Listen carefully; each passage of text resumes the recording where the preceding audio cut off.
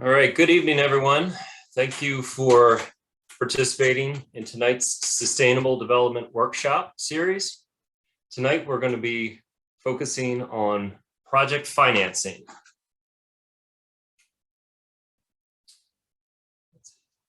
want to introduce members of the Downstream Strategies team who will be your hosts for tonight's webinar workshop. My name is Matt Pennington. I'm a senior planner with Downstream Strategies. Prior to coming to Downstream, I served 10 years on a planning and development council in the Eastern Panhandle of West Virginia, working with local governments and nonprofits to identify sustainable development projects that secure economic development, as well as the understanding of environmental responsibility. With me tonight from Downstream Strategies is Brendan Williams. Brendan, you want to introduce yourself? Sure. Good evening, everybody. My name is Brendan Williams. I am a community and economic development planner here at Downstream. Pleasure seeing everybody again. For those of you who weren't with us last time, we'll go back in time a little bit and talk about why we're having these sustainable development workshops. This is sort of a secondary track to a report that Downstream worked on for Reimagine Appalachia called Advancing Budding Projects, which was a toolkit for estimating the economic benefits of sustainable development ideas in southwestern Pennsylvania. As I understand, there's a number of different Reimagine counties and work groups out there that are looking at ways to reinvigorate their communities and economies. And tonight, and this series is looking at pathways, way station, and obstacles on how to come from ideation all the way to ribbon cutting of your projects. Last time we talked about pre-development planning and sort of this summit to sustainability and how we get from the ground level, the base camp, all the way to our peak. And the different types of ideas and pitches we talk about for mountain climbing. We looked at how one might climb a mountain and is the different series of obstacles that they would encounter along the way, the different types of holds and bouldering exercises that they might do to get from, again, base camp all the way up to the summit, and the ideas that you would need to come to fruition. And we sort of looked at this as a mountain climbing analogy for pre-development planning. And tonight we're going to be looking at pitch number 6, which is sort of where the rubber hits the road here for project financing. You have your idea. We walked through some of the legalities of your earlier project, and now we're going to say, hey, can we actually get money to do this project and take it to the next level, elevate it a little bit. So joining Downstream Strategies tonight is a series of project finance experts as well as speakers. We have David Kahley from the Progress Fund, which is known as a CDFI, or Community Development Financial Institution. And David will be sharing his background and history of a unique style of lending across the nation, but particularly the Progress Fund located in the Pittsburgh area of Pennsylvania. Joining us from the Just Transition Fund to talk about grants is Rebecca Huenink and Max Shipman. And they will be kind of going through some techniques for grants and a little bit of general understanding on Grants 101. I'll also take us back to the purpose of the project and this sort of value Venn diagram for this triple bottom line that we hit: people, planet, and profit, sometimes referred to, and how each project that you all are working on sort of hits those marks and takes care of those.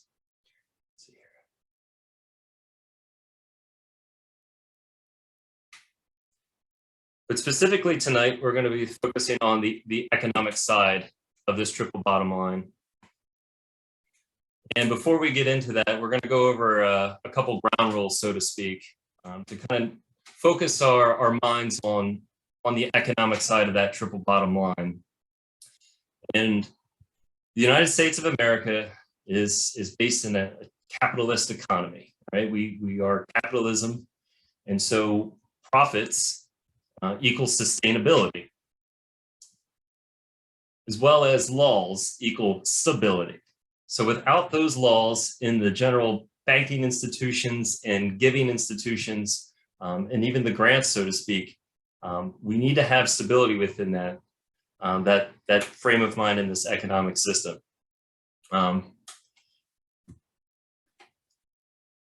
so talking about money, we all know what it's called. Let's see here, excuse me. We all know what it looks like. We can call it by a number of different names. And for some reason, money tends to go around this, revolve around food. And many of you last time that joined us, remember we had this mountain climbing analogy to talk about pre-development planning. In terms of project financing, we're really going to be focusing on cooking tonight. And I apologize that it's at 6 o'clock p.m. Many of you, it's dinner hour, but hopefully we can cook up a pretty decent dish for you tonight, and you can enjoy a tasty meal afterwards and think about some of the project financing initiatives that we talked about today. So some of these ingredients we're going to be touching on for our while we cook this financial recipe is we're going to be talking again grants. We're going to be looking at how to lure private investors and private capital into your project, and finally we're going to be talking about loans and how we can go to a bank and talk about our project and have them invest in our project as well. So I'd be remiss if I were to mention Julia Child and the fact that, you know, we are America, and this is one of America's greatest cooks that we recall, or, you know, of all time. And she was 32 years old when she started cooking. So for those of you joining us tonight, it's never too late to learn how to do something new. And if you're working on your Reimagine projects and feeling overwhelmed, and maybe you feel like, you know, you might be too old for this, don't, because this individual became one of the most famous cooks later in her life. And so we'll kind of embrace some of Julia's wisdom as we go through here and look to cook up a financing recipe to fund our sustainable development projects. So one thing for all beginning cooks is to kind of find your food, find what you're comfortable cooking, and to start to get your groove. And there's nothing wrong at all by starting off small with small recipes. And in the finance world, we can talk about starting off small with small grants, small seed grants, or maybe it's just a small loan from a bank to get the ball rolling. Maybe you want to do a very grand initiative that's a $1 million project, but you go to it and you're only funded for maybe $10,000.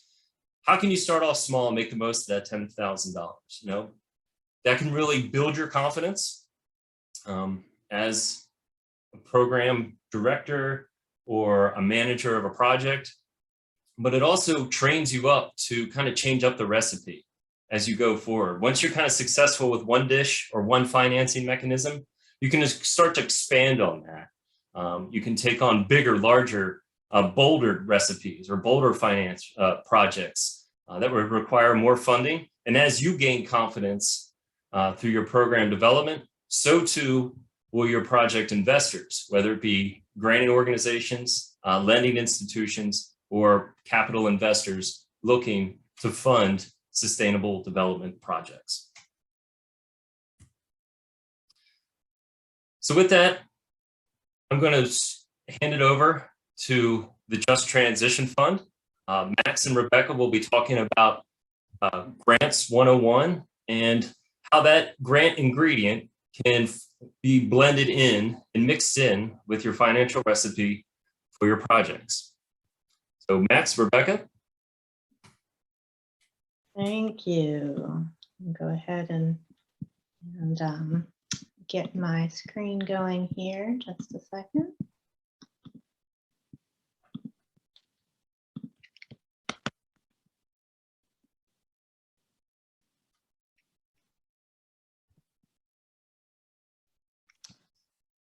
All right. So thank you so much for having us. We're really excited to be here. Just the material that we're going to cover, it's a lot. We've got half an hour.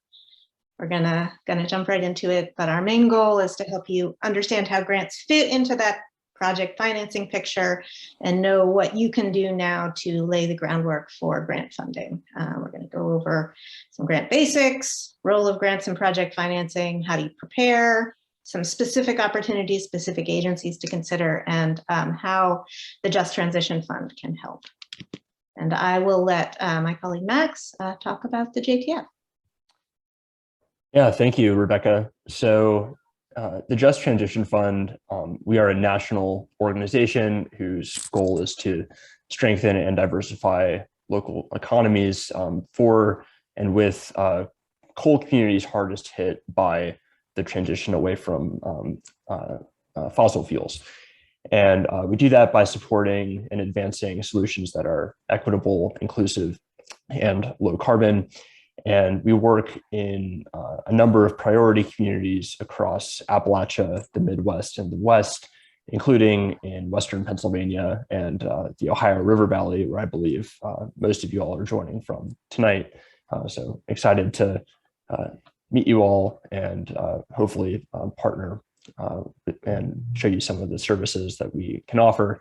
And we do a number of the different things at the JTF, but you can think of our work as part grant maker and part TA. And so we make a number of different types of grants focused on communities that are economically hardest hit. And in conjunction with that, we also provide technical assistance to provide some of the expertise and other support needed to really partner with you all and ensure that your community-based solutions are as successful as possible. And I will talk a bit more at the end of this presentation about some of the specific opportunities and support we have to help groups like you access federal funding, which we know is on a lot of people's minds these days with all of the funding becoming available at the federal level. But just wanted to put in the plug that we work on a bunch of different types of projects and offer a variety of different types of support for now. And a real quick introduction of who I am and who Rebecca is. I'm a program manager at the JTF, and I coordinate our services available to help groups such as you access federal funding. And I'm joined today by Rebecca Huenink. And Rebecca, I will turn it over to you, and perhaps you can start with some more background on who you are as well. Sure.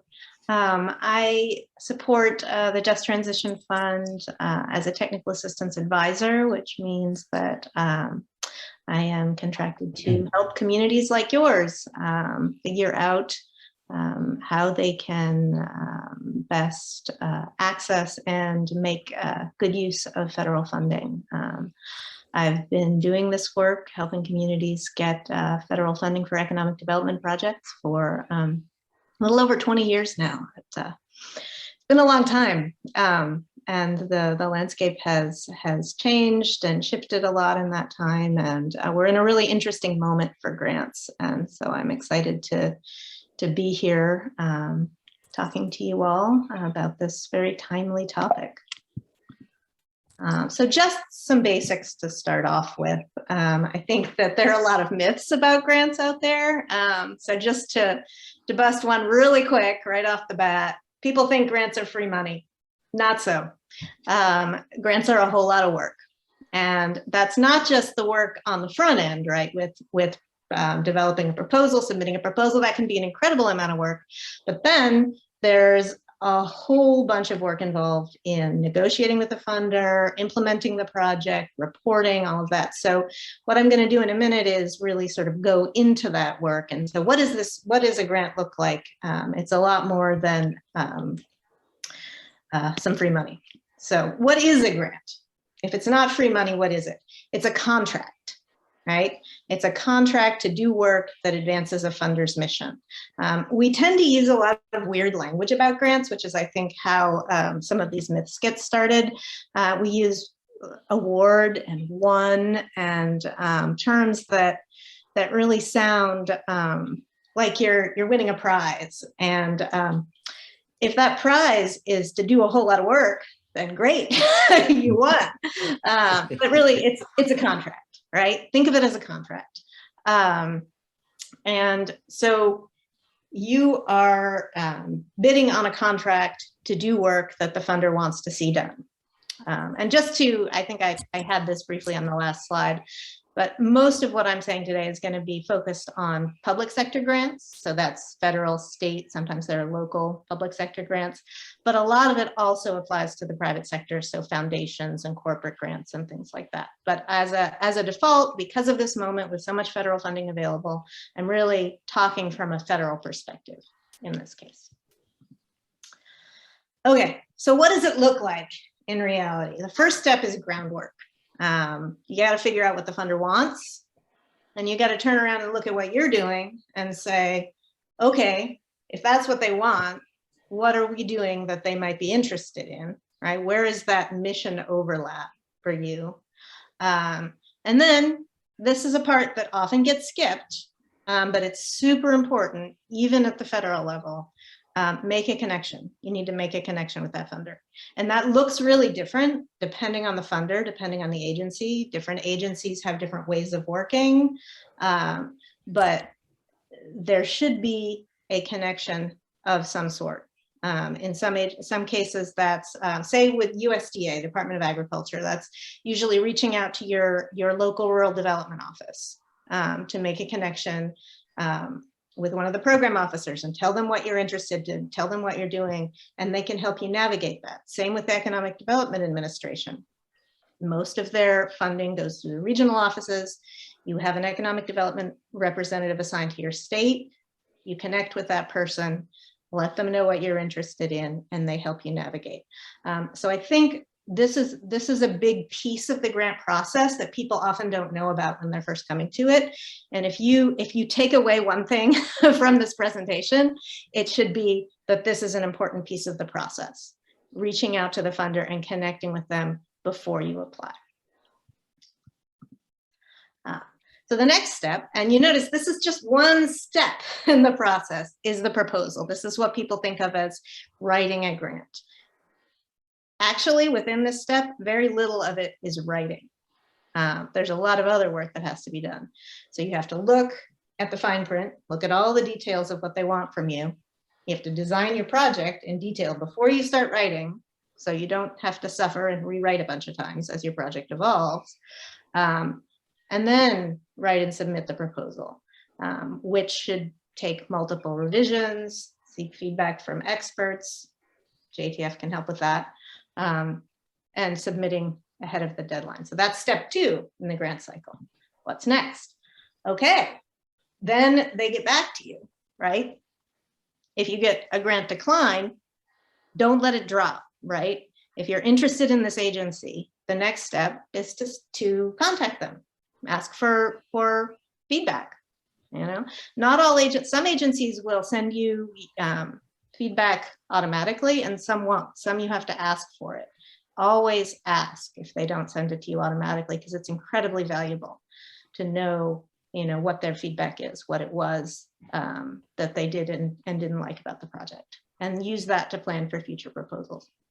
If you do get an award, congratulations, all the work is ahead of you. The first step, and again, a lot of people don't know about this step, is actually negotiation. You have to get that contract signed. And there's a lot of back and forth usually in that, depending on the agency, it can look different ways. Some have more back and forth, some have less. But they can say, well, we want you to adjust this thing in the budget, or we didn't completely understand this, we need you to clarify that. There'll be a process, and you need to be really carefully paying attention to that process and staying on top of it, because there are opportunities there to have the whole thing fall apart, right? So if you're not responsive to their emails, say, somebody's out of the office. if your primary contact is going to be out of the office, make sure you have email forwarding, or somebody is on top of that email account, because you need to respond if the grant maker reaches out to you. You're going to need to make sure you understand all the legal documents, what you're getting yourself committed to. And then you get to do the work. You have to make sure you set everything up before you start. Don't do any work before you have all your tracking and systems in place. And then you have to do the work exactly as you have in your contract. And funders know that life happens. Sometimes things have to change. You have to communicate with them. If something changes, communicate as soon as possible. Don't wait till the end to say, well, we ended up having to do it this way. They won't be happy with you. They won't give you money in the future, and there can be legal problems. So that communication is really important. And then closing it out and going back to the beginning with groundwork to tee yourself up for more funding. There's a lot of paperwork to do with closeout, and just always keeping your eye on new funding in the future, bringing the funder along to your next project. So that's, in a very quick nutshell, that's grants. Those are the grant basics. So how does that thing, that's what I'm talking about when I say grants, how does that thing fit into funding a project? And going with Matt's cooking analogy here, when we were talking about what we were going to say, we said grants are the yeast of the funding recipe, right? So they're a great way to get things going, to make your project rise, get it on its way. And one basic reason for that is that grant funders really like new stuff. They like shiny objects. They like, and I'm not talking about all grant funders. So the JTF tries to be more sustainable, but just in general, funders want, and this applies to federal agencies, it applies to all kinds of funders. Funders want to fund something new and cool. And a project that's been going for a long time, or is just the same as something that's already been done, is not as exciting to them as something that breaks new ground. And so just knowing that that's a feature of the grant world can be really helpful. So something new, hasn't been done before, that could be replicable. That's another sort of buzzword in grant world that other people could imitate. That's what they want to see. And I just noticed that there was a question in the chat that I missed. There was a question about reaching out to funders. And thank you, David, for answering for me. I appreciate that. I'll come back to that in a minute. David's answer is correct, that you need to follow the style of the particular funder, but there is sort of an outline you could follow. But going back to the yeast, the other reason it's a good way to start a project is that grants have a start date, an end date, A to B, and they want to see something big happen in that space between A and B, right? They want to see something real and concrete, and tied up in a bow at the end. And that works really well for new things that you get off the ground. It doesn't work as well for ongoing projects. And you also need to be able to track that impact of that thing, sometimes beyond the grant period. But again, it's easier to say this caused this if it's something new being started. So conversely, it's a great way to start something new, get it going with the yeast. Not a great way to sustain a project that's already underway. For the reasons I just talked about, funders are not generally as interested in that. And if a program's already operating, it can be hard to make it into that discrete A to B, this is what we produced kind of grant proposal. And funders also really like to see projects, to see their grants launch a project and have it become sustainable. Now we know that sometimes that's magical thinking, right? We all know in the nonprofit world that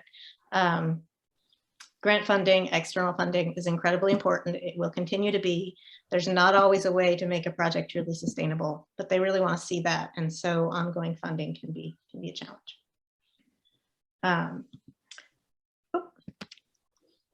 One more piece there for the yeast is that it can be yeast for the project itself. It can also be yeast for getting other money, right? Grants can inspire other funders, other grant funders, and other kinds of investors in a project, right? So it drives excitement. You get a big grant, people are excited about it, they want to contribute. The other piece is that a smaller funder matching a bigger grant, you know, they feel like they're leveraging their money to have a bigger impact. And so that can often be a really great selling point for a funder for a grant. And the urgency of match requirements, right? If you can go to a funder and say, hey, I've got a deadline coming up for this grant, and I need this amount of money in match, and we won't get this other money unless you help us. You can get people to get off the fence and commit to your project. You can use grants that require match as a tool. Okay, so going from that context into what can you do now? You don't necessarily have a grant.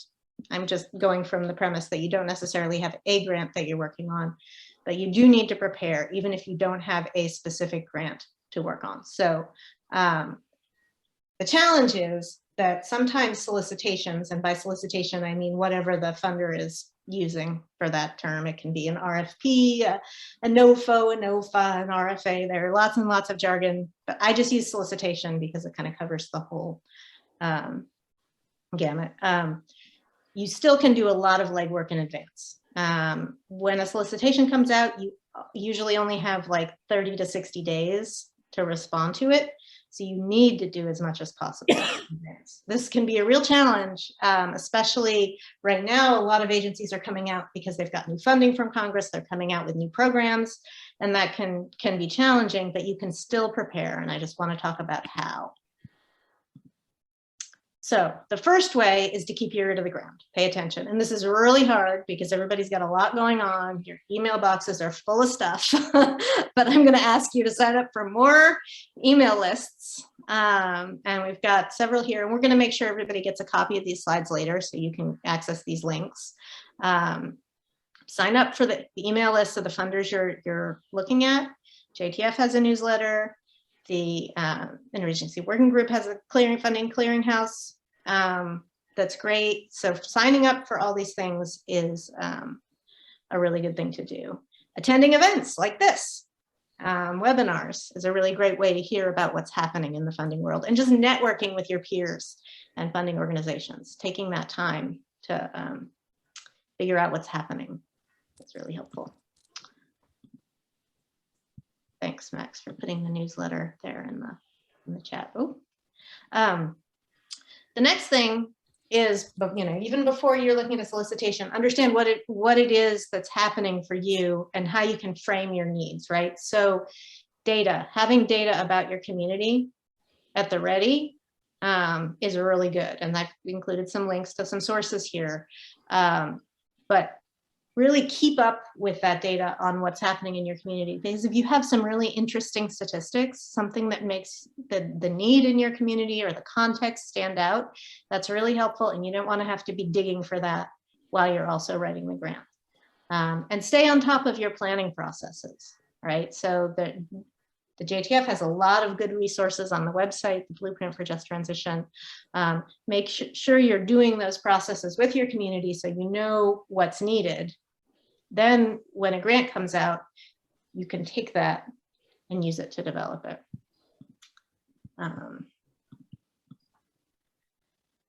So then you need to design some projects. I know it's hard to design a project before a solicitation comes out, but you can do a couple of things to ground that concept first. What do you need money for? That's the most basic thing.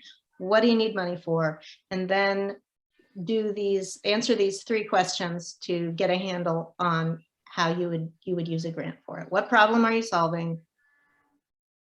Also, another one that's a helpful corollary to that is, who are you solving it for? What are you going to do to solve it?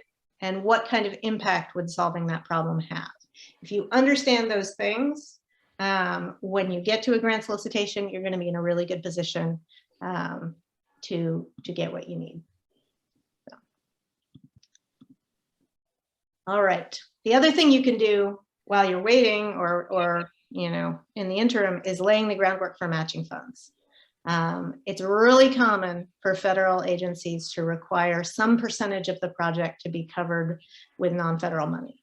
And so you can be building relationships with non-federal funders to be ready for that when the time comes. You can be letting them know that you're thinking about federal funding, that you're going to need match, and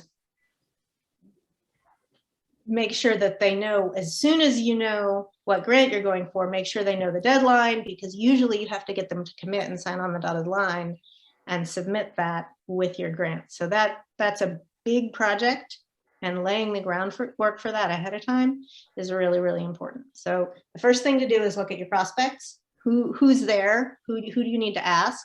Build relationships with them and keep in contact as you move toward grant development. All right, so I just wanted to cover two of the most important agencies to economic development projects. Obviously, the Economic Development Administration of the Department of Commerce is one of the big ones. And they have, it's helpful to understand their structure. They have regional offices, like I said, all around the country that handle, there's an economic development representative for every state. And those regional offices handle some of the most basic funding, the economic adjustment assistance, the public works, things like that. They're really important to you. It's important to get to know your EDR and get to know what's available through EDA regional offices. At the same time, there are national offices like the Office of Innovation and Entrepreneurship that have their own competitions that are totally separate from the regions. And this can be a little confusing because the processes are totally different. If you've applied for EDA regional funding, and then you are going to go for a national competition like Build to Scale, it's going to be totally different. And just know to expect that. National competitions at EDA are very, very competitive, but they have set-asides for rural and for coal communities. So you keep your eye out. If you see a national competition, keep your eye out for those set-asides, and remember to sort of adjust your expectations based on that. The other big one is USDA, Department of Agriculture, specifically rural development within the Department of Agriculture. And the thing about USDA is they're huge and they have dozens and dozens of grant programs. And so they just recently came out with this incredibly useful guide. It's a joint guide with EDA, but the thing about it is that EDA is pretty clear and easy to understand. There aren't that many different competitions. USDA, on the other hand, is very complex. So I really recommend accessing this Joint Planning and Resource Guide and using it to sort of triangulate what the potential funding areas are for your work at USDA. The other thing about USDA, like I mentioned earlier, for rural development, you have a local rural development representative, and it's important to get to know them, and they can help you navigate the big bureaucratic morass that is USDA. All right, so talking about how the JTF can help you with this, I will pass it over to Max. Thank you, Rebecca. To extend the metaphor of cooking, you can consider what I'm just about to talk about as the ingredients for the ingredient of grants. And we know at the JTF that federal funding, for many of the reasons that Rebecca just described, is not easy to access. And we want to do our part in supporting groups to ensure that they can access federal funding and be competitive, especially recognizing the lower capacity that many rural areas have that's needed to submit competitive proposals.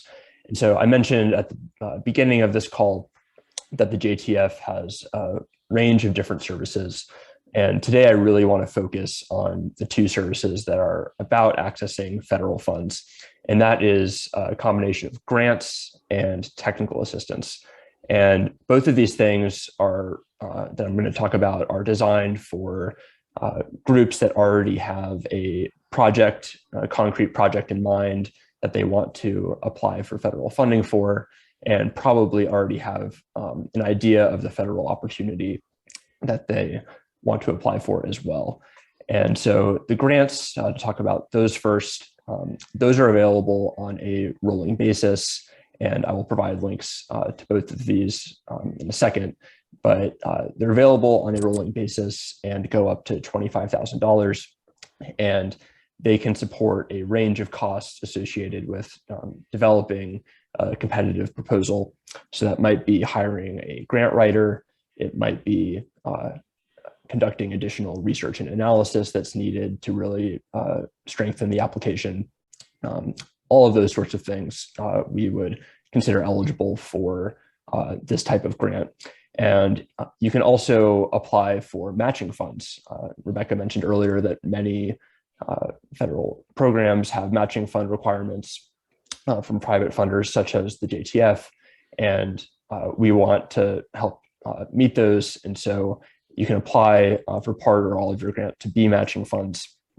And in that case, we are happy to provide if accepted, happy to provide a letter of support to go with your application. And then if your application is successful, we would then provide the funds themselves. Second, in addition to the grants, is technical assistance that's also available on a rolling basis.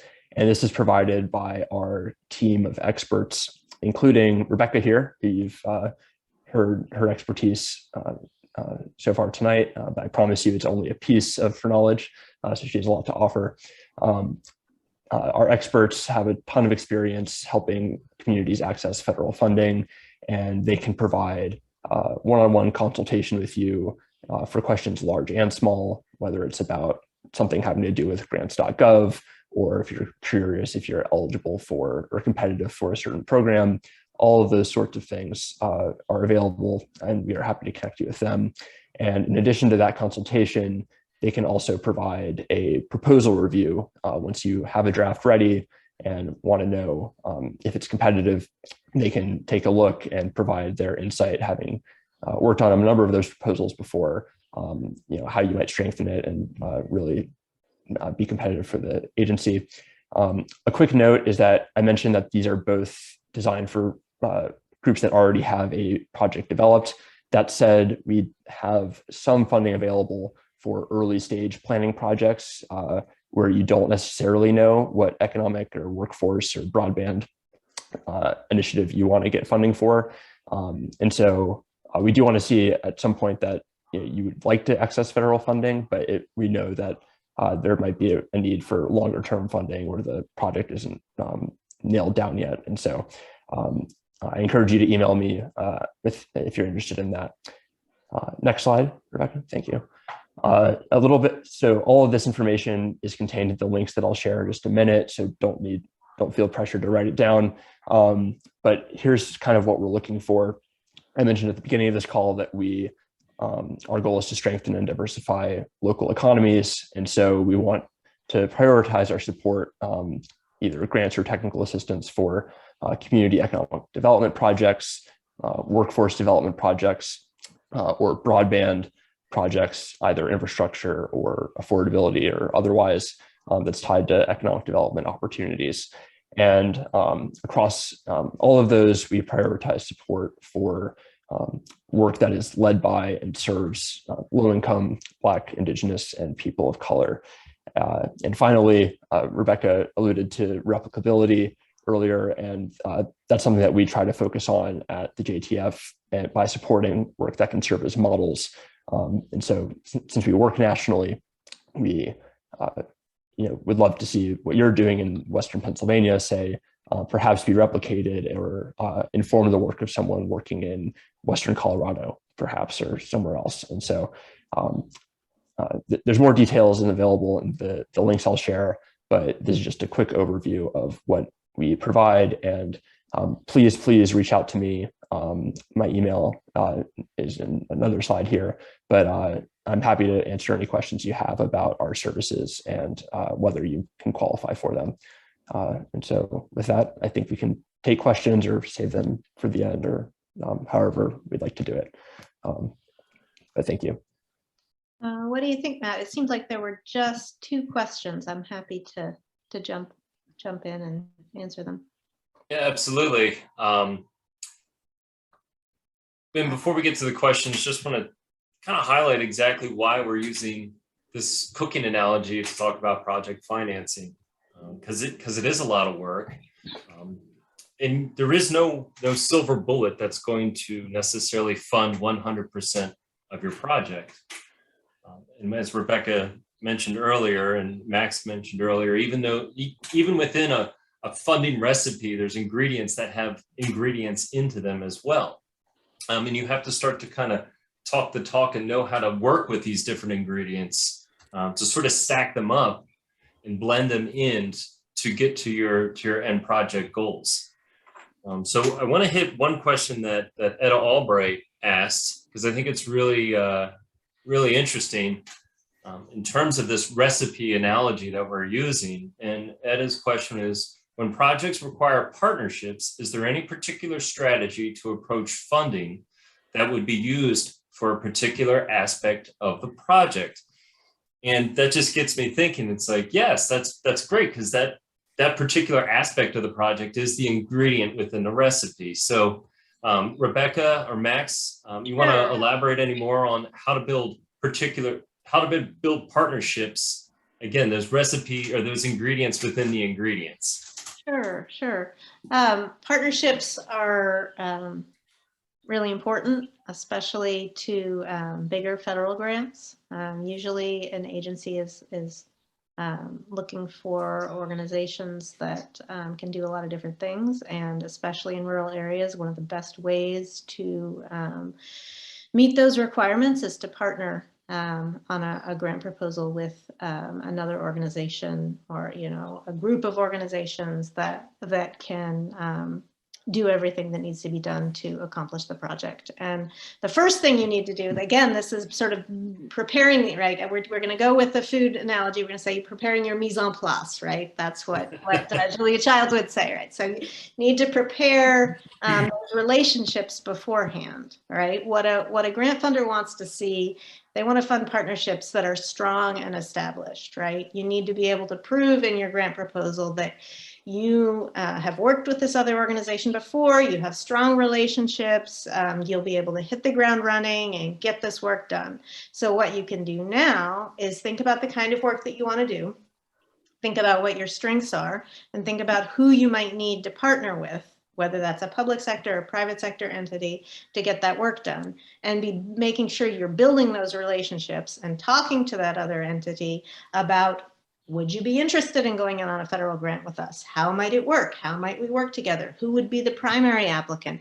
And there are a lot of different questions to do with structure of a partnership in a grant, and it really depends on the grant. How you do. There are a lot of, we could have a whole workshop on all of the different ways. There are co-applicants, there are sub-awards, there are contracts, lots of different ways to do it. You need to make sure you're doing it in the right way for your particular opportunity and funder. But the first step is to make sure that you have that strong relationship, and that that other organization is on the same page with you about how it would work to implement a grant funded project together, because there's a lot you have to do in terms of tracking and managing money. And so really thinking that through ahead of time is especially helpful. And thinking about your strengths versus their strengths, and how you can really sell yourself as a partnership as well. And I'm happy to talk through that. There was a question earlier that I missed about what the best way is to reach out to a funder. Should I just? Yeah, we're going to hit that.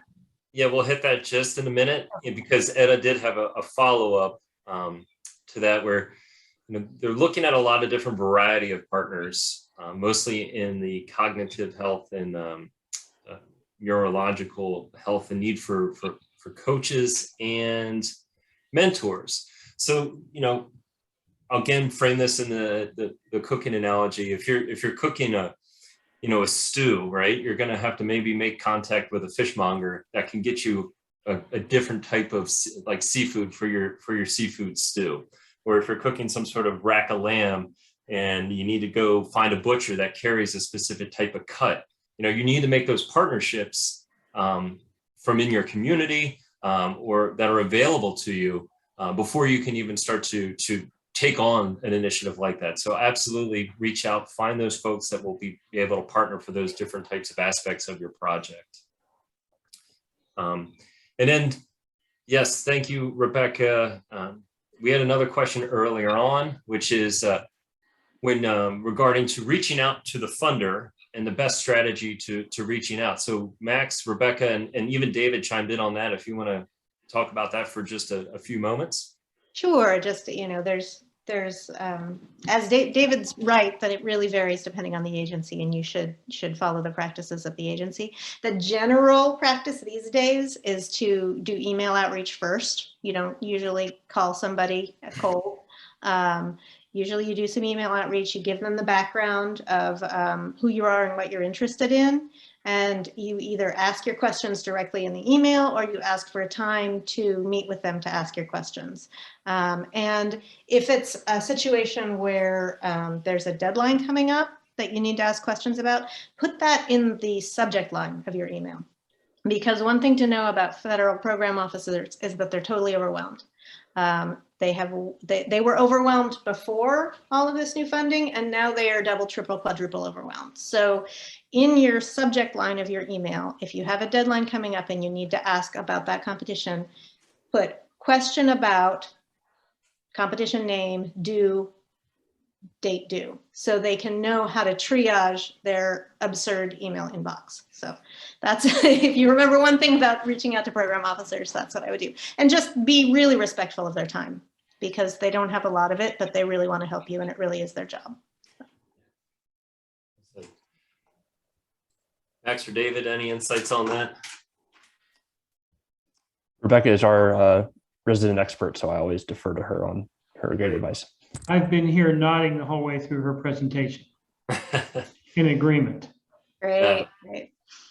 All right, well, there's a lot to say. As you can say, I've been chatting like there's a lot to say about this stuff, but don't be intimidated is the last thing I would say. It seems really overwhelming, but don't be intimidated. Ask people for help. Excellent.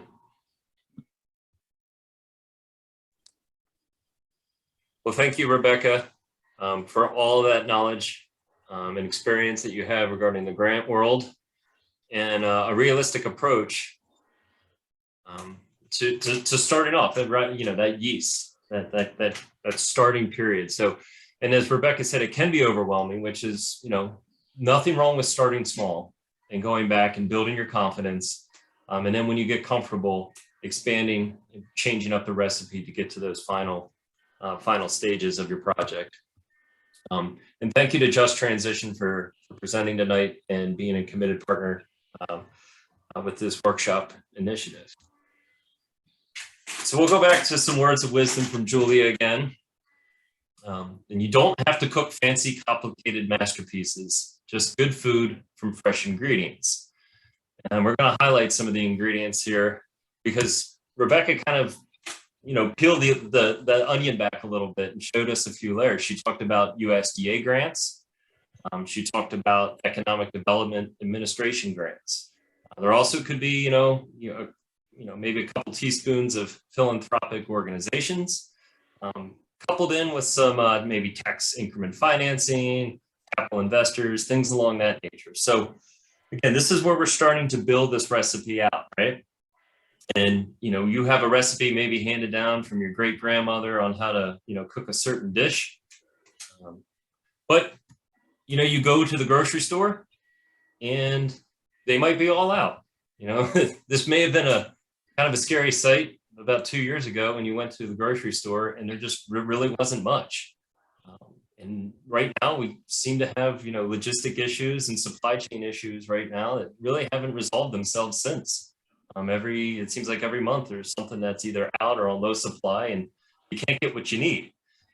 And so you got to kind of scramble a little bit and come up with a substitute ingredient. And you can still cook, right? You can still cook the dish, even if you don't have that ingredient. And we were kind of remembered by that, the child's book, Stone Soup, how they didn't have, meat for the soup, but, they had everything they needed. They just needed to get creative and kind of rework the recipe a little bit with some ingredients that they did have on hand.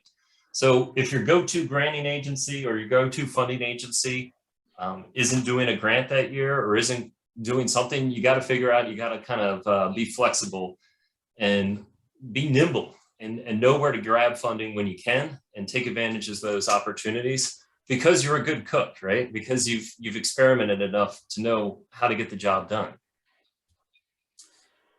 And to talk about some folks that have gotten the job done in the past, Brennan Williams from Downstream Strategies is with us to guide us through 2 case studies and how these folks got the job done through various funding mechanisms and initiatives to not only get their projects off the ground, but actually operate them for a few years and talking about sustainable projects. So Brennan. Thanks, Matt. Let's see, get this set up.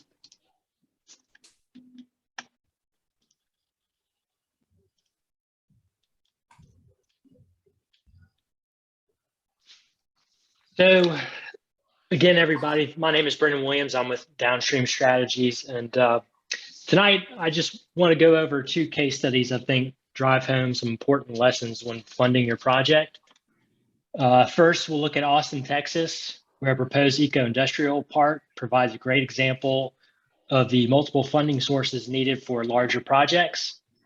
And second, we'll turn to Houstontown, Pennsylvania, where an organic farmers co-op will illustrate the importance of incremental growth funding. And finally, we'll conclude with a few takeaways. So the first case study is in Austin, Texas, and the project is the Austin Remanufacturing Hub. And in December 2011, Austin City Council approved the Zero Waste Master Plan with a goal to divert 90% of waste from residents, businesses, and organizations to productive reuse and recycling by 2040. The city knew this was an opportunity for economic development by creating green jobs and local investment through the policies suggested in the plan. So to accomplish their ambitious goal, the city decided to create an eco-industrial park. And now I know some folks here are interested in establishing an eco-industrial park, but to remind others, an eco-industrial park, according to the UN, is a group of businesses located on a single property where the businesses agree to collaborate in managing the group's environmental byproducts to create a sort of sustainable symbiosis through circular economy practices. So looking back at Austin's plan for an eco-industrial park was to provide a development site to for companies within the recycling and reuse supply chain to locate their facilities to benefit the city's sustainable symbiosis goals and to contribute to their circular economy. Ultimately, the city would provide the land and some infrastructure to be leased to tenants to build their own facilities. Now looking at the specifics of the project, first, the city owned about 105 acres of developable land, and it plans to sell about 9.5 acres of that land and then use the remaining 96 acres for ground leases at the eco-industrial park for tenants. Then the city would pay for water, wastewater, electric services, and interior road infrastructure. But the tenants will be responsible ultimately for connections to the infrastructure and building their facilities. Finally, all this was to be done without raising the rates of recycling and solid waste customers in the city. Excuse me, Brennan, I hate to interrupt. I'm not sure if your presentation mode is working or your slides haven't advanced yet. Oh, let's see. Sorry about that. Is it still on case studies? Is that what? Yes, that's correct. Okay. I'm just going to have to. It's not in presentation mode. It's showing the whole screen. Yes, it may have been a little technical difficulty on your end. Yeah, I apologize about that. In the meantime, Matt, should I try and Etta had another grant question in the chat, which I'm not totally sure I understand. So. Yeah, Ed's question is, can the application and management of a grant include employing the expertise you offer? And I believe you being the Just Transition Fund. Oh, I see. Can you use grant funding to pay for, I don't know. Can we ask Etta to maybe clarify? Absolutely. Etta, if you take yourself off of mute and would be willing to clarify your question for Rebecca and Max, I'm sure they'd be happy to talk through it with you. Yes, the question is, can the services of a grant writer with the expertise that Rebecca and you and others are as demonstrating be included in the application, processing, and management, you know, of a grant for a particular project? I'm Oh. 77 years old, Mhm. and just to keep abreast of projects like I had mentioned about the need for a community integrated approach to brain and neurocognitive system health. You probably recognize those words as mental health, but we want to get away from those archaic words and so forth, and zero in on many specifics. And Yeah. So let me make sure I understood. So you're wondering if you can include the services of a grant writer and charge it to a federal grant. The answer is no. But JTF, the grant opportunity that JTF offers can cover the services of a professional grant writer. That's one of the things that Max was talking about. So if you do need that service, you can apply to the Just Transition Fund for, you can apply for a grant to get a grant. It sounds a little silly, but that's how it works. You can apply to the Just Transition Fund to get funding to support getting a federal grant writer to help you with your grant. And I think that we're on track again with Brennan's presentation here. Yeah, thank you, Rebecca, and thank you, Etta, for following or clarifying that. And Brendan, do you mind taking us back a few and talking about the Austin project, and then bringing us to where we are on their funding recipe on how they got there? Yeah, so hopefully I can get back to where I was, to be honest with you. Oh, Here we there you go. go. Your slides are working now, so excellent. Take it Perfect. away. Perfect. So the background here is that basically the city of Austin, as I said, was going to provide the land and the for leases for these the eco-industrial park tenants here. So looking back at the specifics, that it started out that the city had 105 acres of developable land. They would sell about 10 acres and develop the remaining 96. The city would basically pay for water, wastewater, electric service, and other infrastructure. But the tenants would be responsible for building their facilities and making those connections to the infrastructure.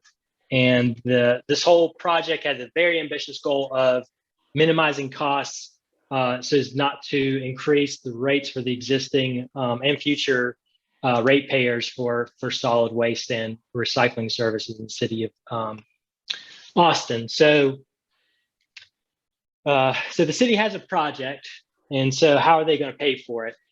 And so looking at target numbers first, the total estimated development cost of the hub is approximately $7.5 million, with an estimated $70,000 per year for operations and maintenance costs. As shown on your screen, the city will raise over $8 million. The first acquired revenue stream will come from $1 million US EDA, or Economic Development Administration grant, for design and construction costs. And I do want to take a moment to iterate that many grants are set up as reimbursements.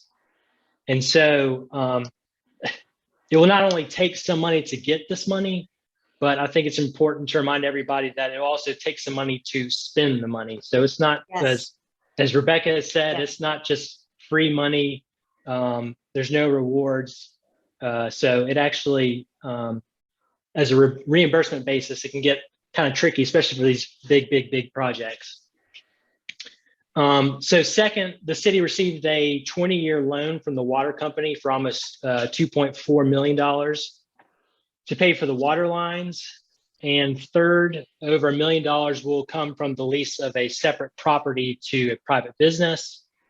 And finally, the remainder, as you can see, will come from land sales from an estimated total just over $8 million. So in total, the financing for this project depends on 4 sources. One being the grant, the EDA grant, a loan, revenue from a lease, and finally proceeds from the sale of the 3 separate properties. And so, as you can imagine, with all these moving parts, the funding is a bit fragile. And in reality, this project wasn't ultimately funded. And it so happens it wasn't the red tape associated with the EDA grant that killed this project, nor was it the private company backing out of its $1 million lease. But rather, the project dropped when Austin City Council denied a property sale designed to fund the project. But even though this project ultimately never came to fruition, it remains a great example for the many financing sources sometimes required for a project. So finally, the 2 takeaways for this case study is first, the projects usually take more than just a grant. That financing a project will need to be pieced together with other funding sources. And second, most grants are based on reimbursements. You may need money to spend your money. And now looking at case study 2, Tuscarora Organic Growers.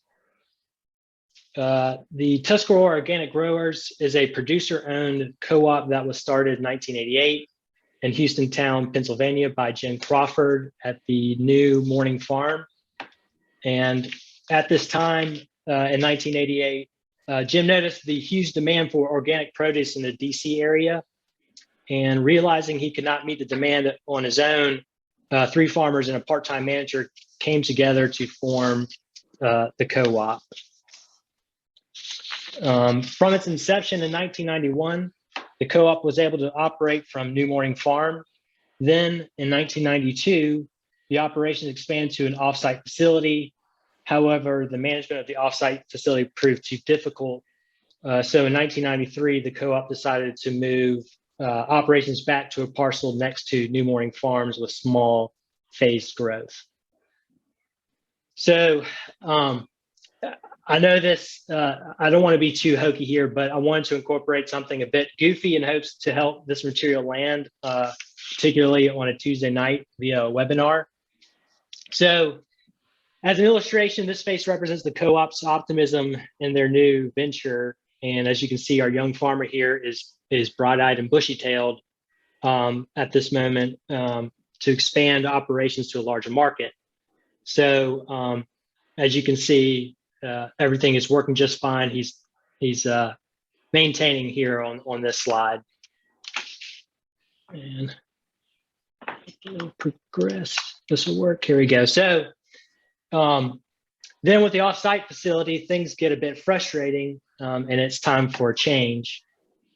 So phase 1 starts in 1993 with the relocation back to a piece of property adjacent to New Morning Farms, where 6 members of the co-op invested $7,000 to purchase a used refrigerated trailer. They then built a structure around the trailer that included office space and a loading area. As you can see, our farmer here is content with his efforts. So then 5 years later, after that, as part of phase 2, the co-op raised about $50,000 of customer and co-op member equity to construct 3 loading docks, additional office space, and an additional walk-in cooler. And our farmer here is looking just a little bit happier, as you can see. And then next, in phase 3, 6 years later, the co-op constructed a second enclosed dock, 2 large coolers, and installed more efficient electrical upgrades for the facility.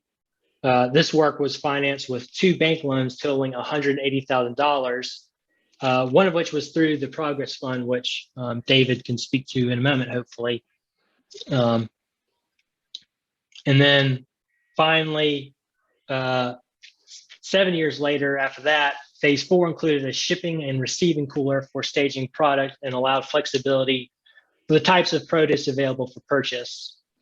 This last phase cost about $60,000 and was financed through profits of the co-op.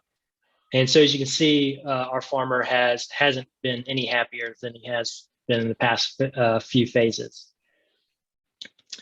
So here on your screen now, you can see that over the course of 18 years, Tuscarora organic growers were able to sustainably raise almost $300,000 and grow from a surplus space on the founding farm to a 6,000 square foot facility.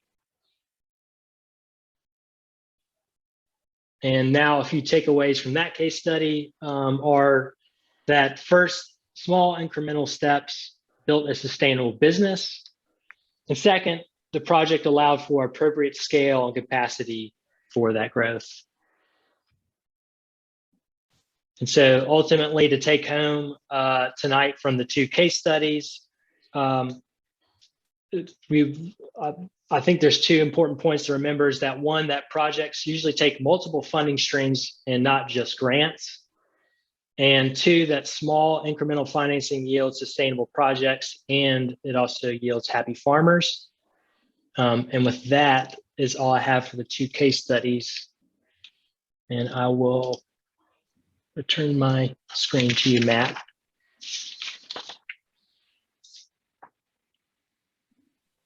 Thank you, Brennan. While you were presenting, one question did come up in terms of during your case study research, were you able to come across any successful eco-industrial parks? And I know we were looking at ways to finance different projects through the reimagined counties were looking at. But anything come across in the U.S. in terms of successful eco park projects? So as far as in the United States, I didn't come across too many case studies that are successful. A lot of the literature for these case studies and financing came from the United Nations and their big push for industrial parks. And they were able to create successful projects. In Denmark is kind of the poster child in the gold standard for industrial parks. But then also in some, I think Vietnam was another really good where they're been successful and for a couple of years that those projects have been going. So not too many United States in the literature. Right. I like Joanne's optimism.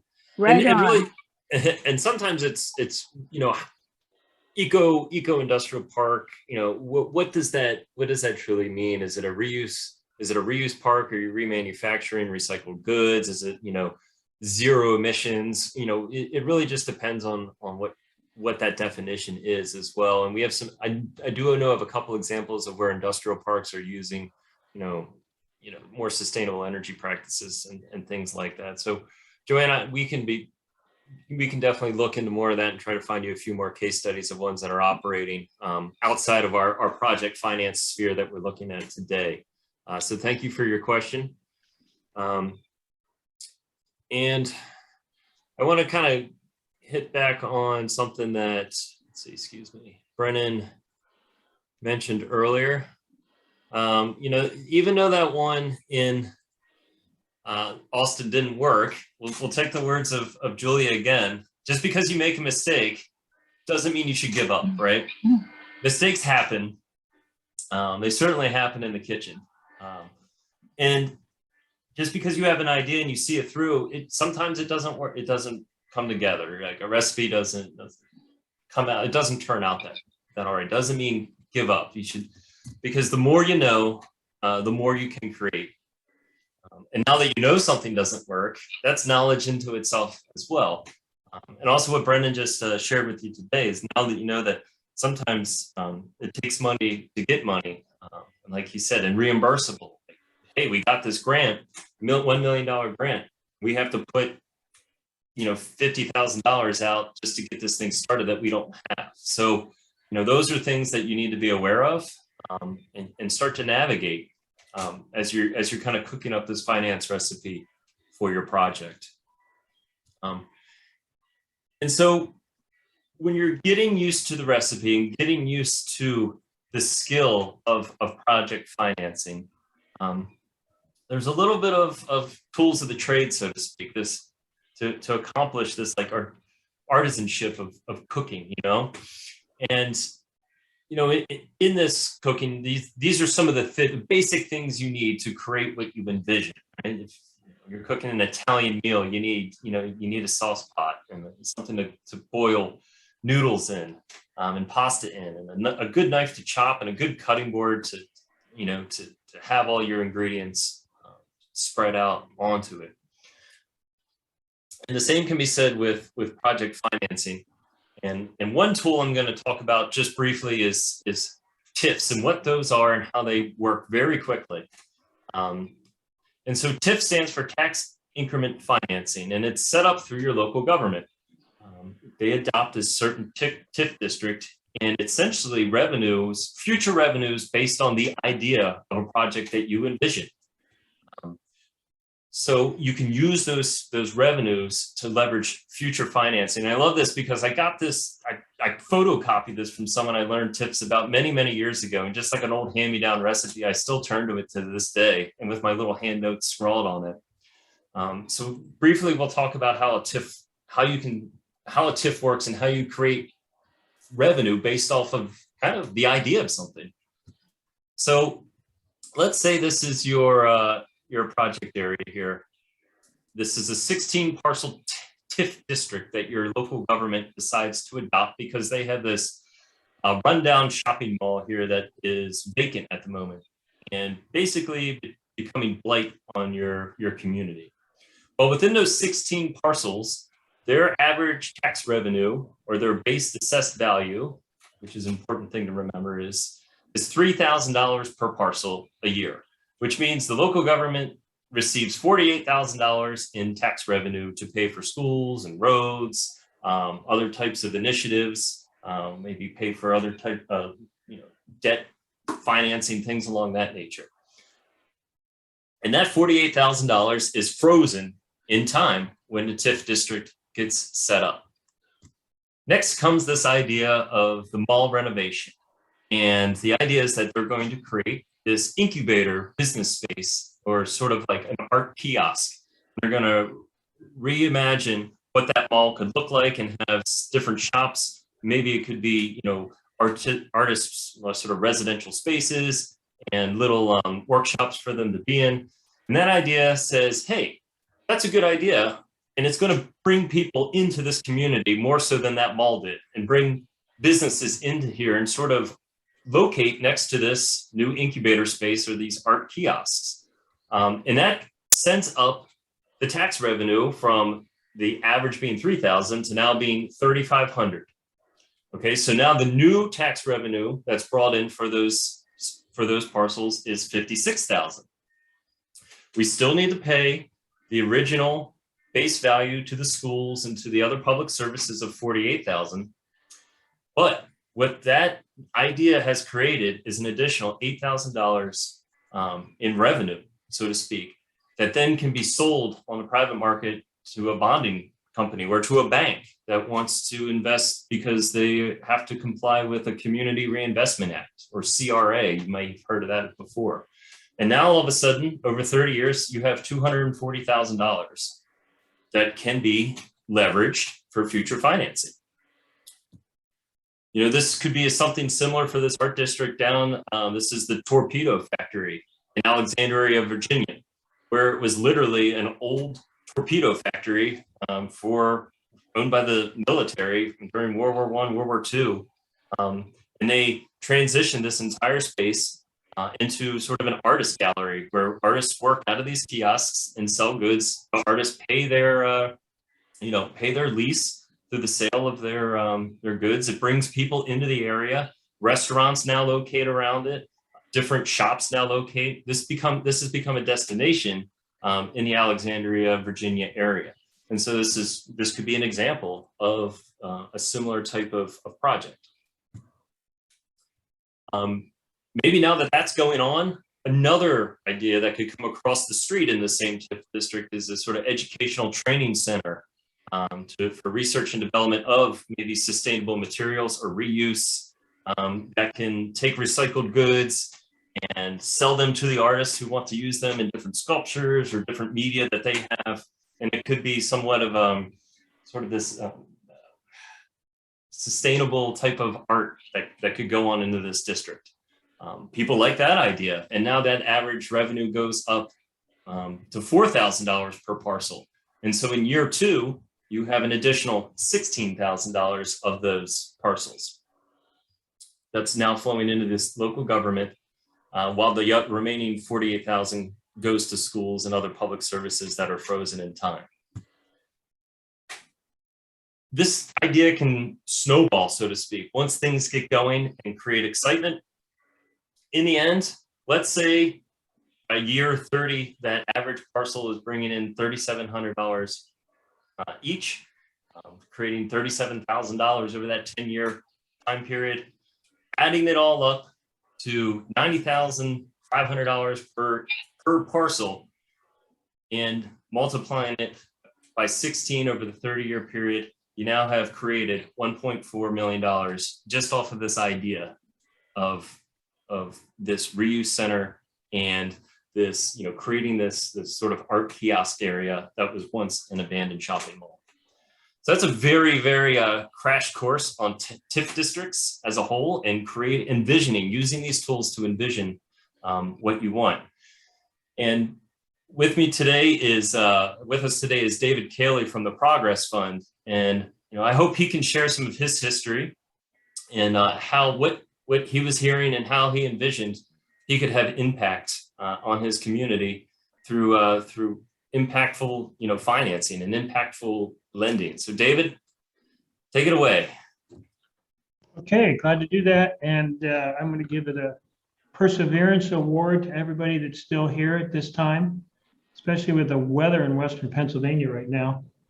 I almost thought about playing hooky, but I didn't. But sorry, Matt. But I'm going to get to my screen. Can I start sharing yet? Absolutely, go right ahead. Okay, we're going to do that.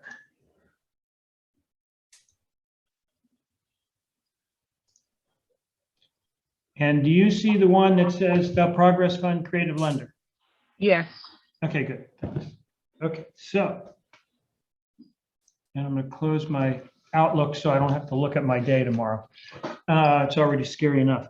So I was asked to talk about the Progress Fund initially about being a provider of capital. And then as Matt and I talked, he started to recognize the story of the Progress Fund itself as a nonprofit that had to go through a road that many of you are facing. So my conversation is going to be a blend of a little bit of being a source of capital and also a story of successful fundraising. And you're going to hear some examples, and you're going to hear me kind of wax about my past, if you don't mind, a little storytelling. So it is about, we are a source of funds, and we'll get to that. And you're going to hear life story, and you're going to hear about preparation and luck. So somebody asked about, it was Cook, who asked about how do you reach out to granting agencies? And I replied, it depends. It's one foundation program manager once told me, if you've met one foundation, you know one foundation. That's it. It's an old thing. You can't respond to each of them the same way. They're not cookie cutter. They're all typically families. Every foundation was set up with somebody with a different attitude and goal. So you just got to figure them out. So a little story about, maybe it's a great story, maybe it's a sad story, but it's a lucky story for sure. And that's one of the first grants I wrote 20 years ago. I went to the Benedum Foundation. A lot of you know Benedum because it's here in Pennsylvania and West Virginia. So I did my due diligence. I wrote them a letter, it was a pain in the butt. Finally, one of the program officers said, okay, they'd look at our deal. I wrote up grant application, sweat, blood, and tears, sent it to him. And then I heard nothing. Crickets, nothing. And then finally, I get a call from a guy that works there, another program officer, Jim DeNovo. And Jim, I had no interaction with before that. But he said, hey, you run the Progress Fund. I'm interested in talking to you.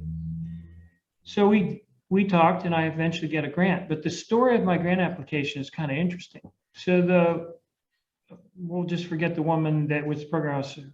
She took it to the group. She said, I'm not all that happy about this. Took it, said, I don't want to do it. Took it back to their office, and that was it. About 2 weeks later, Jim was reading an article in Pittsburgh Magazine about this outdoor recreational movement in Ohiopyle, about how a guy wanted to start a business and he got a loan from this little organization called the Progress Fund. It rung a bell in Jim's mind. He had heard about it 2 weeks ago in a program office meeting. He went down the hallway, asked this person where it is. She said, I don't know. I tossed it. They looked in the recycling bin, and there was my application, which they pulled out, and Jim called me, and we got our first foundation grant. Now, that is a story of dumb luck or being in an article. Whatever it takes to get noticed, it takes a while. And I was extremely excited by that $100,000. And now $1 million is like, okay, that's fine, but that doesn't change much. So over time, you get more and more money, you make better relationships, people hear about you by the things you do, and you're going to get noticed in a way you never knew. And mine was out of a recycling bin. So thank God for recycling programs. Okay, so next thing. What my notes here are, we're capitalization for something new and different. The Progress Fund is about capitalizing new and different things like tourism, Tuscarora Co-op. I'm going to click on that. There. I forget even what year this was, but organic growers was not a hip thing 20 years ago when we were doing it. And I think we provided, if I can read this, you probably can't.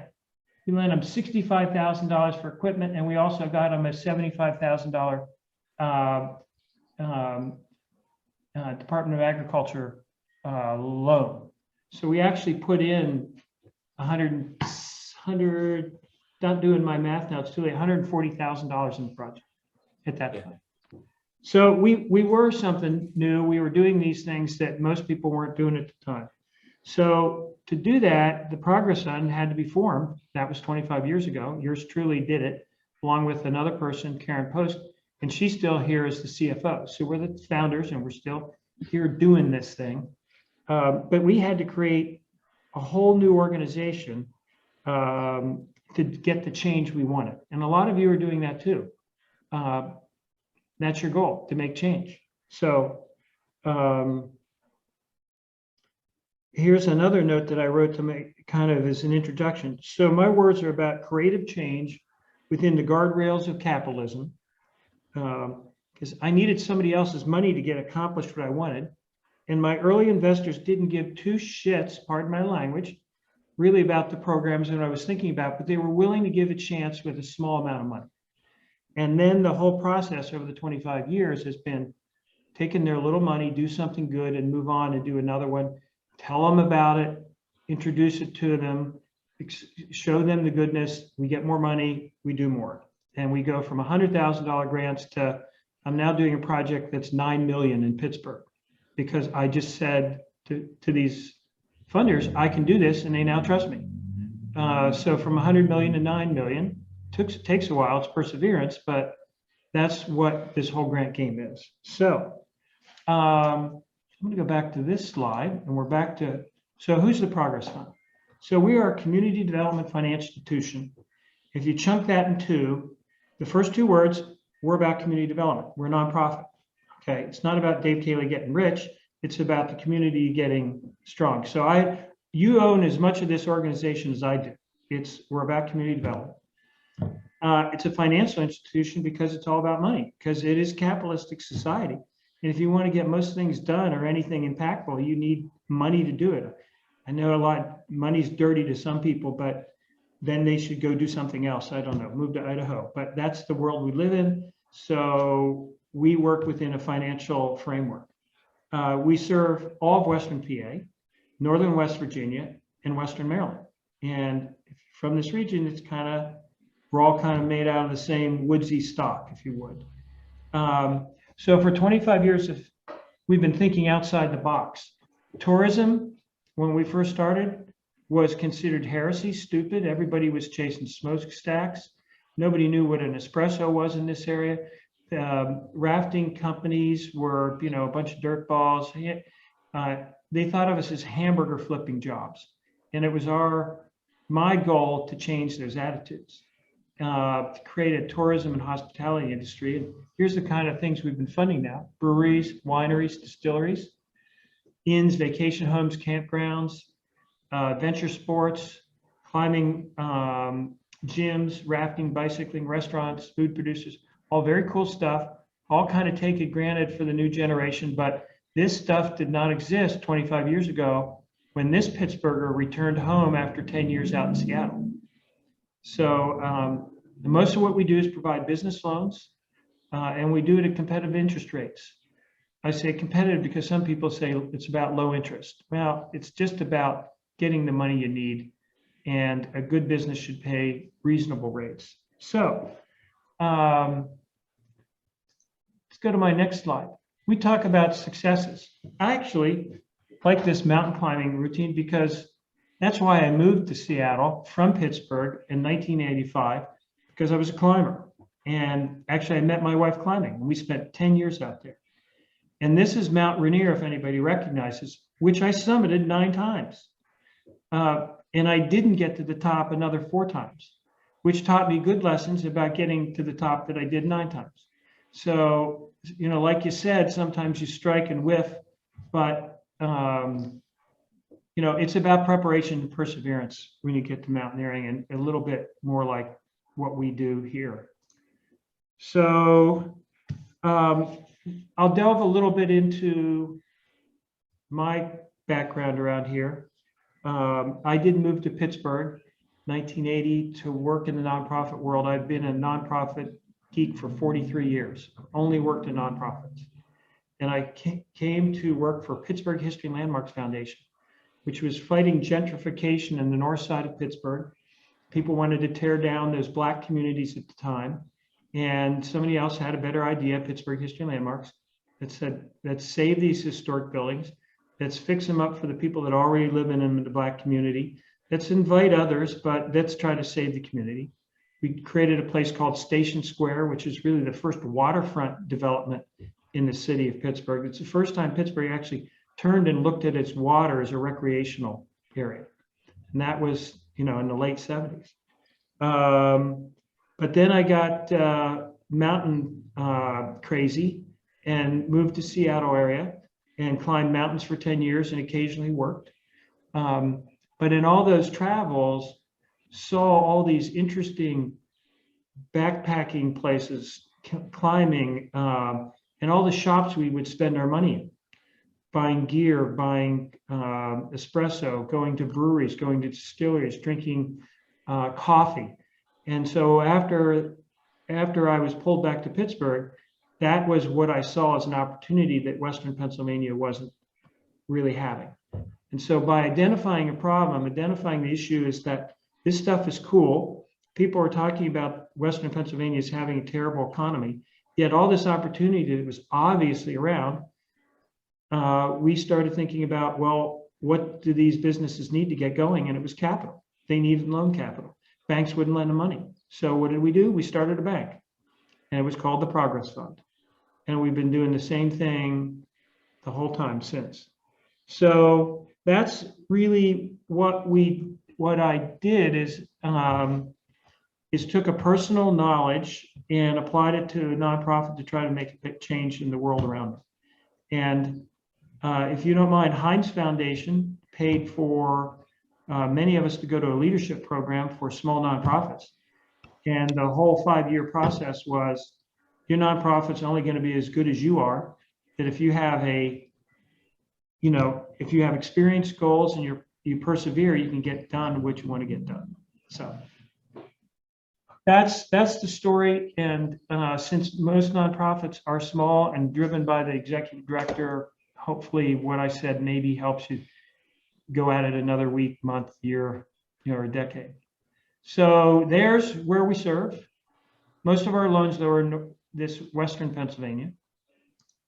So along the way, we've almost done 90 million in loans. The jobs, well, the small businesses we financed, 383. We've repeatedly given some business extra loans. So I think we've done about 550 separate loans, but to 383 businesses.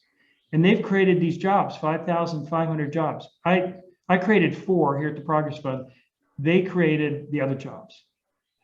And surveyed, they couldn't have proceeded without us, 3/4 of it. So here's what we focused in on. We wanted accommodations, restaurants. I talked to you about them. Small manufacturers. We do nonprofits that have a profit motive, and that means sustainability. We don't fund dreams, we fund impacts. And unless you have money to continue to grow, we're not going to be a grant in disguise like a loan. So if you have a good plan, good strategy, you're going to make some money and sustain your effort. And it might not be pure nonprofit, cast in white light, that you have to give up a little and realize it's America and you got to, I don't know, give up a little to get. That's who we fund. You need to make money. So this next slide is, so just to help people chunk what we do, here's some chunks. So one of the major things we do is we fund family vacation time, especially lately with the COVID. So family travels together, stays together. In this case, the Cruz family, instead of traveling, started buying vacation homes. And they bought the Bear Paw Cabin. This is an example, the Lazy Bear Lodge. They bought the Right View. These are project profiles on my website.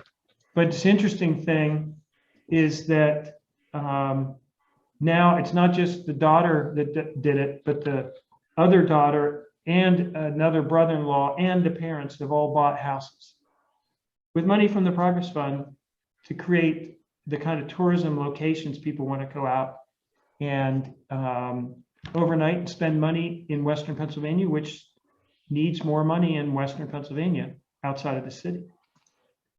So restaurant evolutions. We fund a lot of restaurants. 25% of who we lend money to are restaurants because that's where a lot of people spend money when they're vacationing and enjoying the great outdoors and enjoying our environmentally beautiful community. So in this case, this is called the Trail Side. The Great Allegheny Passage that goes from Pittsburgh to Cumberland there's a program called the Trailtown Program that we started and ran for 10 years to get bicycle riders to get off their bike, stay in town, sleep. Well, first have some beer, get drunk, spend lots of money, eat dinner, spend the night, and do it again several nights in a row, leaving their money here. Like Las Vegas has taught us. Bring them in, close the doors, hide the doors, take all their money, send them home. We do that with the Great Allegheny Passage. Another restaurateur that we funded, family business. He decided he'd do more takeout food. So we did that. And another restaurant, again, pivoting to try to take advantage of opportunity in the country. And then the trail, I talked a little bit about the Great Allegheny Passage. So here's a place you can stay in West Newton, the B&B. They started with one house. We helped them get 3 more. I think they had 18 rooms at the end with our help, and they started with 1. Because unless you have places for people to stop and spend money, you don't change the economy of southwestern Pennsylvania's smallest towns.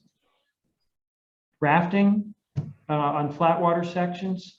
I would tell you that the reason we did a lot of these recreational things is that we do have a very strong environmental ethic in our organization. Our belief is that more more people spending time outdoors and in these areas are more kind to and understand environmental quality. If you go down a flat river and you see a refrigerator tossed off the side of a hill, it kind of makes you an environmentalist at the moment. And the same strategies was used across America, get people loving their outdoor recreational areas. And just another B&B. So that's kind of who we are. If anything, I would say here, and a note to myself as I read it, do a project small, successfully. You will be judged and watched, as Rebecca kind of was saying. You got to report on this stuff. You will be watched and you will be judged. And that is a good opportunity to shine, because the other thing that I learned from the foundation world is their biggest problem is not deciding who to get money to from, how do I put it? It's not, let me see if I can frame this better, because I internalize it more than I say it out loud. They struggle with finding good projects to fund. There are a lot of people coming through, and there's a lot of good projects, but they struggle with finding capable organizations that will not waste their money and that they can partner with over the long haul. I think last time I talked, we got 17 or 18 grants from the Benham Foundation. And that's because we did one, we did what we said we'd do, we told them about it, and then we did another one, each time being more successful and fulfilling the promises. So as Rebecca said, the hard work starts when you get the thing done.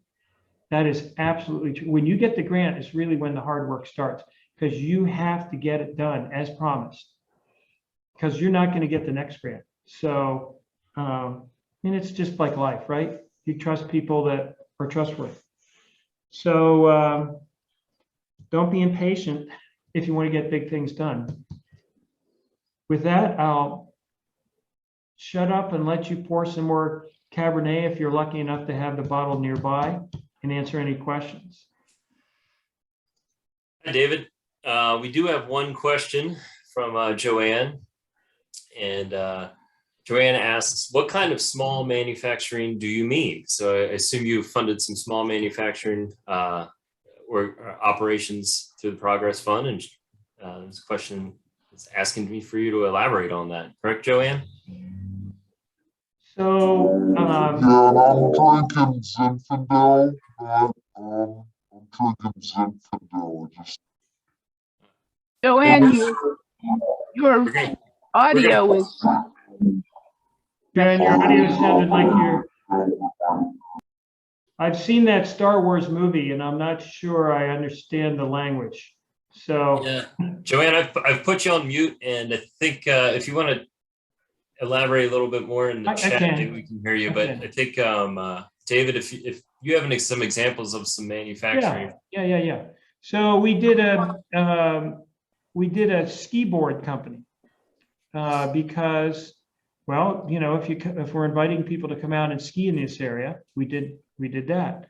One of our loans is to a company that produces whitewater rafting clothing, spray skirts, dry suits, wetsuits. It's called Immersion Resource, and they live in Confluence.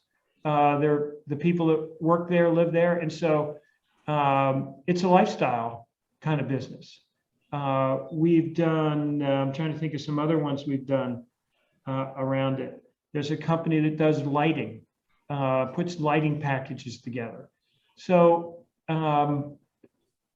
we've done cabinetry companies, again, related to, this is a wood area and it's a renewable resource. So it kind of just depends. We are not,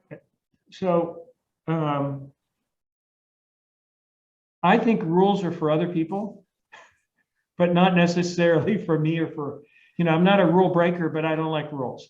And so our programs don't have rules. We say, if you have an interesting business where you need capital and the result of your business will improve the community. We want to talk to you. So you could manufacture all sorts of stuff. We actually were funding to medical marijuana dispensaries because they couldn't get bank loans. Kind of non-traditional, but better than people taking heroin, right? So, we funded that. So we are open to things, but if this is going to create, if what you're manufacturing leaves the earth a worse place, we probably wouldn't fund you. So, I could look on my website and I could start to rattle. I'm going to just look real quick here just to see if anything else comes to mind.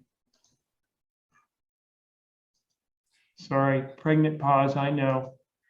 Well, while David's looking, I think that's the great thing about CDFIs as a whole, and especially David's organization, is that they'll take the risk on financing a project that a traditional bank might not take the risk on. So I'll tell you this one, which is really, it's just fun to me to tell, because it was, so there's a company just over in Ohio in East Liverpool called American Mug and Stein. And American Mug and Stein got a call from Starbucks one day and said, we want you to make cups for us, handmade cups, because in 2008, 2009, when people were worried about jobs being made in America, head of Starbucks said, why are our cups from China? And they said, so their staff went looking for somebody that made cups, and there wasn't anybody much, but there's this guy in East Liverpool. So was it Schultz that came? He flew in his private jet on his way between New York and Seattle, went in and talked to Clyde, said, Clyde, I'll buy all the cups you can make, handmade. They shook hands, and off Starbucks flew. Clyde went down to his local bank and said, hey, they want all my cups. And they said, well, where's the contract? And he said, well, I don't have a contract. He just said he'd buy them all. Well, we can't lend on you.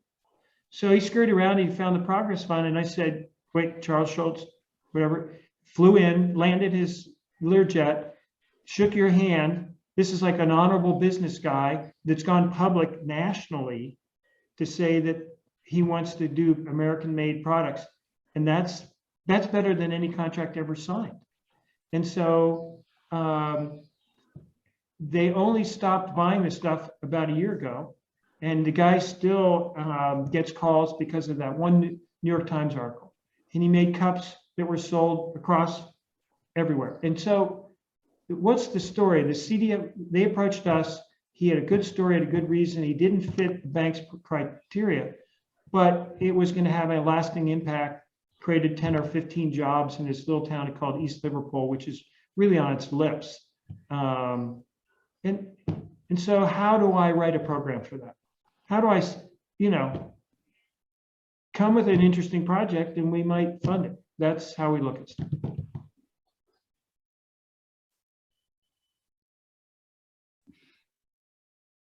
Thanks, David. One quick question from me is how does the Progress Fund and CDFIs interact with granting agencies? Say this gentleman from East Liverpool came in and said, well, I also have a grant of a couple $1,000s to get me off the ground. And how do you react when someone walks in the door with a little bit of backing from a granting agency if we're kind of combining this recipe?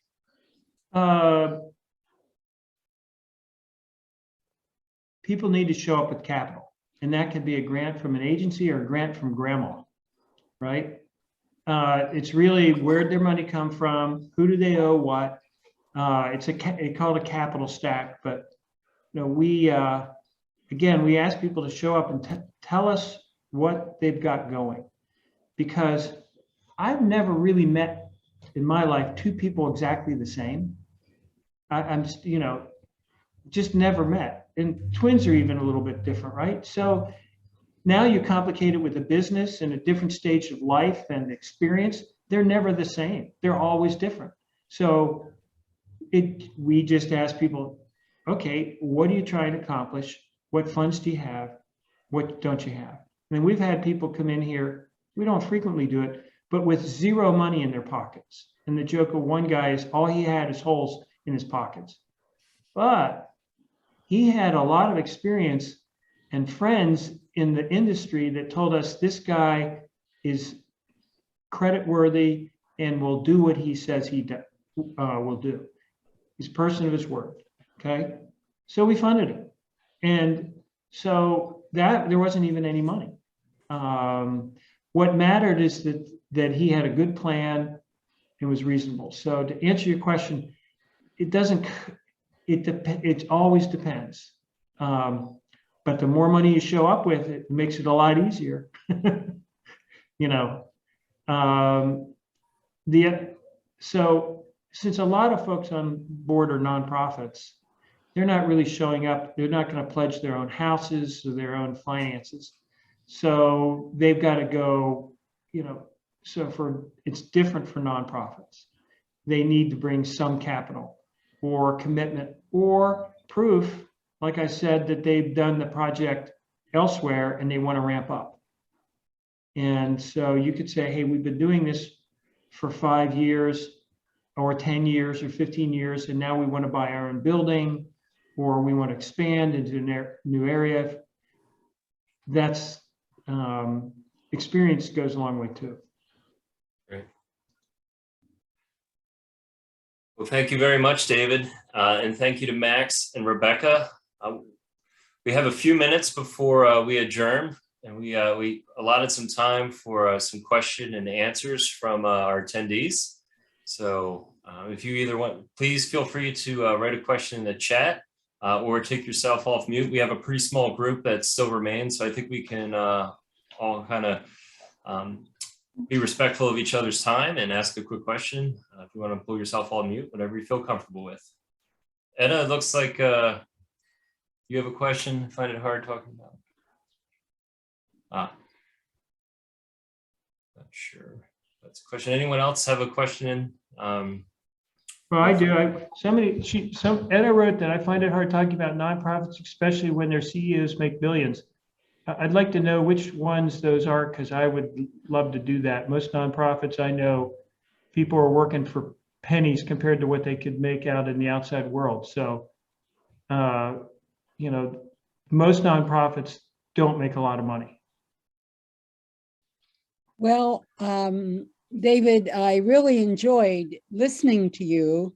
I think you have a lot of energy and good suggestions, but what I'm talking about is, and you have to understand, my connection with this whole Reimagine project is one about reimagine Cambria and Blair counties, visioning sustainable communities, underscored by public health, well-being, and safety.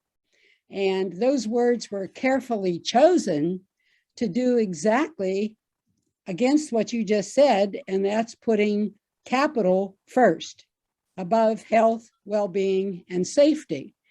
And I think that's where we're facing the consequences of that kind of thinking with the capitalists with global warming and climate change. And if you're from Pittsburgh, you must be aware of the wonderful project years ago by the Carnegie Natural Museum of History that presented a project called Anthropocene.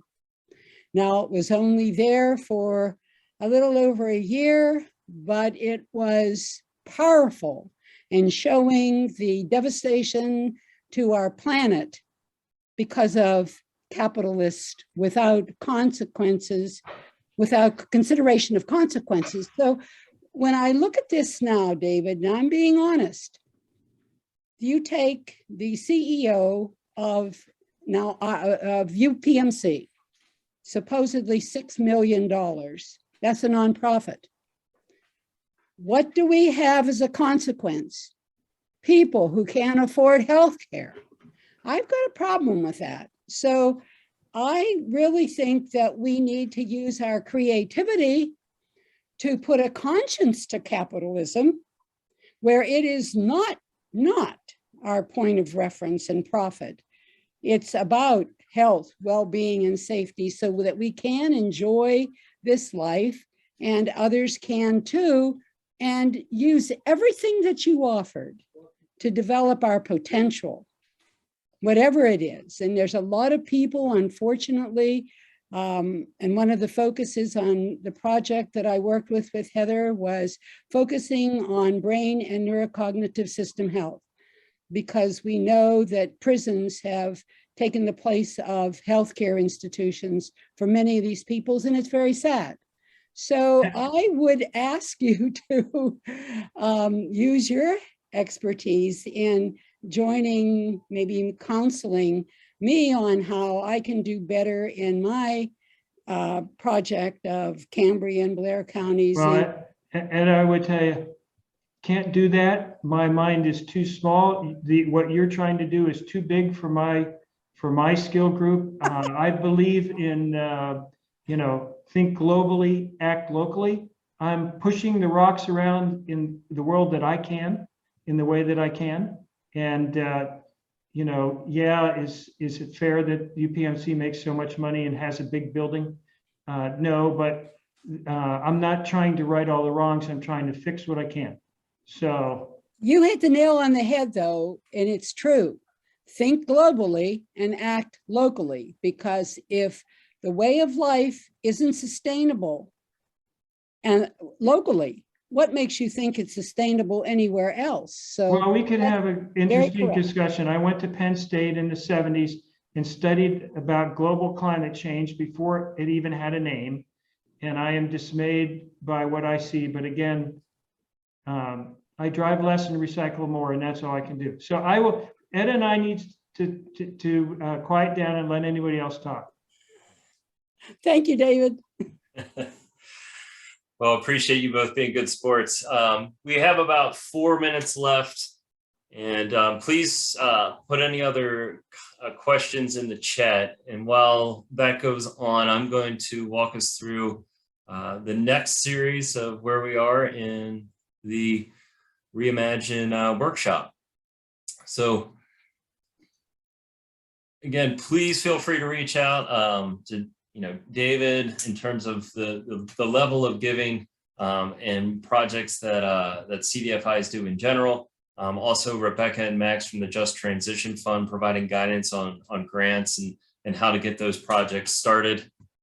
I guess we'll end here with what Julia kind of says lastly is to be a good cook, you have to have a love of good food, a love of hard work, and a love of creating. In creating good, right? And I think Etta and David said that is, create good. We can't solve all of the problems, but we can work on a few that are good, and keep that moving forward. Speaking of moving forward, we've just concluded our second of 4 webinars on sustainable development, and our next one will be held September 29th. And that will be regarding navigating bureaucracy. We touched upon some of the TIF districts and developing those with local governments on how to finance projects and how you can work and partner with local governments or state governments to get behind your projects, to either support them with permitting or publicity or funding, or even simply just a rewriting of a zoning ordinance. So we hope you all can join on September 29th. Let's see. Quick look here. It looks like everyone, there are no other questions. I'm going to hand it over to Brendan real quick. He is going to put a link to a survey in the chat. Please copy that link and participate. We would appreciate to hear your feedback and learn how we can improve the next 2 series.